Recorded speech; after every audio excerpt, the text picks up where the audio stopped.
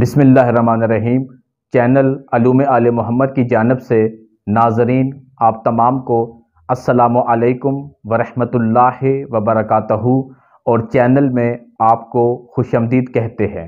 آج کی اس نشست میں شعبہ تاریخی حقائق میں موضوع حابیل و قابیل ہیں۔ آج ہم علوم آل محمد کی روشنی میں یہ سمجھنے کی کوشش کریں گے کہ اللہ نے حابیل و قابیل میں کیا خصوصیات و عادات رکھیں اور ان کا آپس میں کس چیز پہ اختلاف ہوا اور ان میں کون نیکوکار اور کون بدکار تھا۔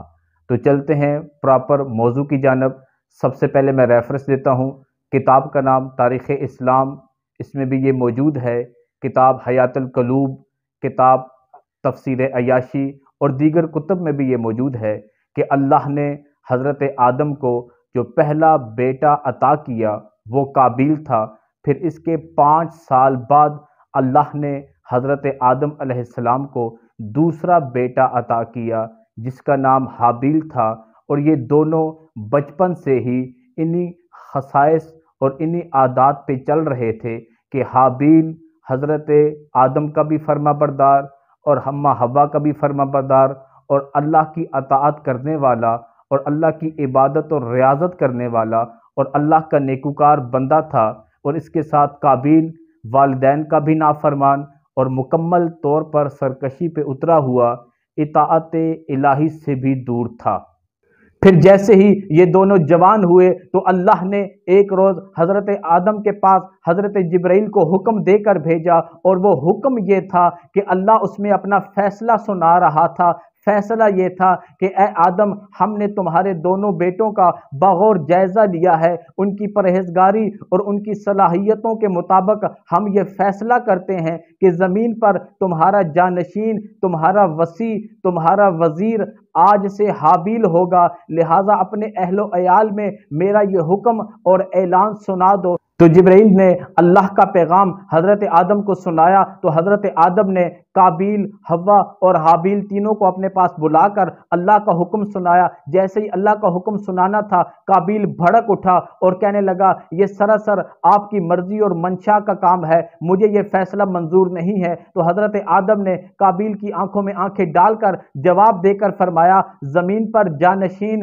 وسیع بنانا یہ ہمارا کام نہیں، یہ اللہ کا کام ہے۔ تو قابیل کہنے لگا یہ ہرگز اللہ کا فیصلہ نہیں ہو سکتا، کیونکہ میں آپ کا بڑا بیٹا ہوں، اگر یہ اللہ کا فیصلہ ہوتا تو اللہ کبھی بھی بڑے بیٹے پہ چھوٹے بیٹے کو فضیلت نہیں دے سکتا۔ تو اس پر اللہ نے فوراً جبریل کو حکم دے کر حضرت آدم کے پاس دوبارہ بھیجا اور کہا اے آدم، اپنے دونوں بیٹوں سے کہہ دو کہ اللہ کے دربار میں اپنی اپنی قربانی دیں، جس کی قربانی میں اللہ قبول کروں گا وہ آج سے تمہارا اس زمین پر جانشین اور وسیع ہوگا، اور قربانی کی قبولیت کا معیار یہ ہوگا کہ یہ اپنی اپنی قربانی کی چیز پہاڑ کی چوٹی پر رکھ دیں گے، جس کی قربانی کی چیز کو میں عرش پر اٹھا لوں گا اس کی قربانی قبول ہوگی، جس کی قربانی کی چیز وہیں پڑی رہے گی اس کی قربانی قبول نہ ہوگی۔ چنانچہ حضرت آدم نے اللہ کا حکم ان دونوں بیٹوں کو سنایا، تو یہ دونوں پہاڑ کی چوٹی پر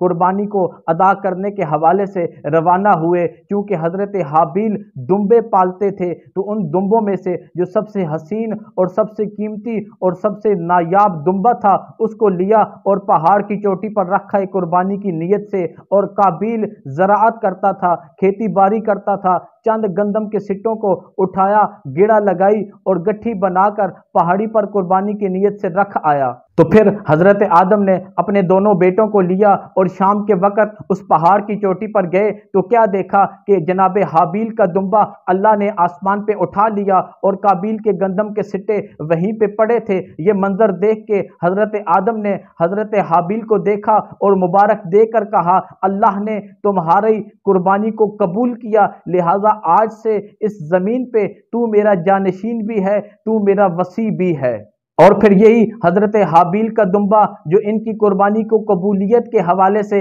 اللہ نے آسمان پہ اٹھایا، 10 ذی الحج کو اللہ نے اسی دمبے کو دوبارہ حضرت اسماعیل کی جگہ زمین پر بھیجا، جو حضرت ابراہیم کی چھری اور ان کے ہاتھوں سے ذبح ہوا اور حقیقت میں قربان ہوا۔ تو انہی الفاظ کے ساتھ آج کی ویڈیو کا اختتام کرتا ہوں اور امید کرتا ہوں کہ آپ کو ہماری آج کی ویڈیو پسند آئی ہوگی۔ اگلی ویڈیو میں دوبارہ ملاقات کریں گے، تب تک کے لیے اجازت چاہتا ہوں۔ التماس دعا، اللہ حافظ۔